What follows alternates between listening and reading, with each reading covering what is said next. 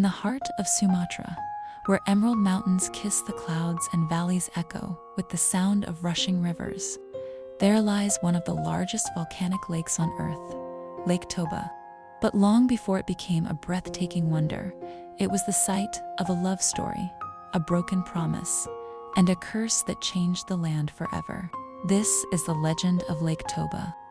Long ago, in a quiet valley of Sumatra, a humble farmer named Toba lived a simple life. Every sunrise found him working in the fields, and every sunset led him back to a small, lonely hut. His days were peaceful, but filled with solitude. One day, weakened by hunger and exhaustion, Toba made his way to the nearby river in search of food. As he cast his line, something powerful tugged back. With great effort, he pulled it in, revealing a radiant golden fish whose scales gleamed like molten metal. Thinking he had found a blessing, Toba brought the mysterious fish home. But as soon as he set it on the mat, a warm, blinding light filled the room. When the glow faded, standing there was a beautiful woman dressed in radiant garments, her presence otherworldly. Though Toba was overwhelmed by her beauty and grace, she carried a warning. She revealed she was a celestial maiden cursed into the form of a fish, freed only by his kindness. She offered to stay by his side, but only if he never revealed her true origin, for breaking the promise would bring disaster. Years passed, and Toba and his celestial wife built a peaceful life together. Their love only deepened with time, and soon they welcomed a child, Samosir. Their small home filled with warmth and laughter as the boy grew, bringing joy to the once lonely valley. Samosir grew strong and cheerful, but also wildly mischievous. He ran through the fields, climbed trees, and explored every corner of the valley. His hunger seemed endless. No matter how much food he ate, it was never enough. Yet his mother watched him with endless patience and gentle affection.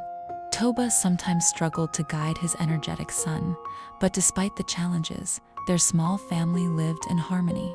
Laughter filled their days, until the moment when everything began to change, and destiny slowly shifted toward tragedy. One afternoon, Toba sent Samosir to deliver his lunch to the fields, a simple task the boy had done many times before. But the hours slipped away, and the meal never arrived. Hungry and frustrated, Toba returned home, only to find Samosir sitting idly beneath a tree, eating the food meant for him. In that moment, weariness overcame patience, and the weight of many small frustrations broke Toba's calm. Overwhelmed by anger and exhaustion, Toba uttered the words he would regret forever. Words that shattered the fragile peace of their home. The valley fell silent, the wind stilled, and Samosir's hands trembled as he dropped the food he held. Inside their small house, his mother froze as if struck by an unseen force. Her heart broke, not in rage, but in sorrow, for she knew the forbidden promise had been broken. The ancient curse awakened. With quiet steps, the celestial woman left the house and faced Toba, her sorrow deeper than words. She looked at him one final time before destiny unfolded. Then the skies darkened. Clouds gathered like a growing storm, and a deep, thunderous roar swept across the valley, signaling the beginning of a disaster born from a broken vow.